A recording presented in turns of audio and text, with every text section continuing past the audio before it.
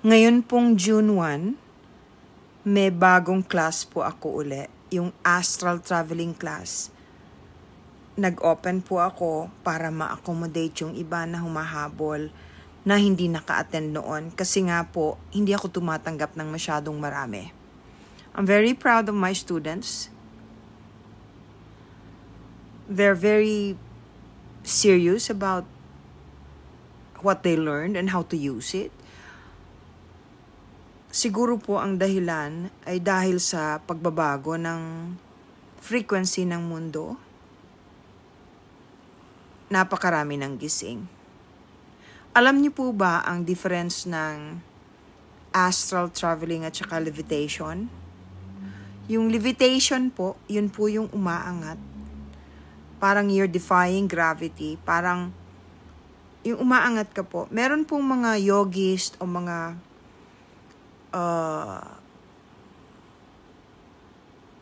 yung yogist po, normally Indians, pero there are a lot of other people, kahit po Chinese, na napakagaling, na napakadisiplinado at maraming natutunan. Kahit po Egyptian, marami pong noon na marunong na nito.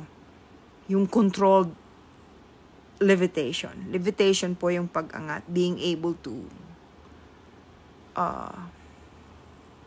go up in the air, not necessarily all the way, kasi yun naman po yung astral traveling ay spiritual po yun. Anyway, related po dito ang ikukwento ko sa inyo. In part, siguro nakwento ko na po ito sa ibang in passing lang, hindi masyadong detalyado. There was a time po na sumasama po ako sa isang grupo. Marami po tayong mga Pilipinong magagaling at saka psychic. Marami tayong mga Pilipinong kung hindi man po fully open talaga ang third eye, pero may kanya-kanyang individual gifts na nakakatulong. And every now and then, nagkikita-kita kami. Yung pong inventor ng Carmen Bees, si Serafin, hindi ko po alam masyado ang tamang pronunciation ni Serafin Orihuela. Yan po ang pangalan niya. Siya po ang inventor ng Carmen Bees. Yung po, very amazing kasi gold medalist po yun sa Geneva. Nakakapagtaka, yung ibang countries, tanggap na tanggap yung pagkagagaling nating inventor, pero dito sa Pilipinas, hindi masyadong na-appreciate. Alam niyo ba na yung Carmen Bees, ginagamit namin sa mga may prostate? Meron nang nabumili nga niyan eh. They were doing it every day, ginagamit nila hanggang sa nawala yung prostate problem. At saka yung may mga parang mild palsy, yung napaparalyze po yung kalahati ng muka. Ginagamit po namin yan kasi ang daming nagkaganyan noon eh. Yung hindi masyadong hiyang sa vaccine yata, kasi hindi pa pare-pareho ang epekto. Eh, yung kalahati ng muka bumabagsak na nagkakaroon ng paralysis, gumagaling, ginagamit po namin yun. And at the same time, yung mga body aches and pains, yung para to neutralize the energy of the body using the Carmen Bees machine po yun eh. Anyway, siya po, natutunan niya ito dahil meron din siyang kakaibang kaalaman. Ano po? So, nagkakaroon kami ng meditation. Itong grupo, marami po kami, mahigit 20. Nagpupunta kami sa isang lugar na tahimik, na nasa may bundok, at doon kami magdadasal. Gagawa kami ng circle na magkakahawak kamay. Ang pinag-uusapan doon ay tungkol sa mga bagay na espiritual, yung pagdarasal. Ngayon, habang nagpupulong-pulong, yung isa po, yung classmate ko, na kaibigan ko na Bicolana rin, na talagang siya rin naman po ang umakay sa akin para gamitin ko ang gift na binigay sa akin. Kami yung magkatabi, pinag-uusapan na maraming parang dalisay na espiritu o hindi naman elementals, kundi higher beings that were there who are helping. Kasi Meron po kasi mga retratong lumalabas na parang may dove, na parang apoy pag nakunan mo ng retrato. Hindi po sa cellphone na actual na retrato na magkakaibang camera. Anyway, ako po, sabi ko, hindi ito elemental at hindi rin dalisay na espiritu yung nakikita ko. Sinasabi ko po yun doon sa classmate ko. And she's here, I think she's in Bicol.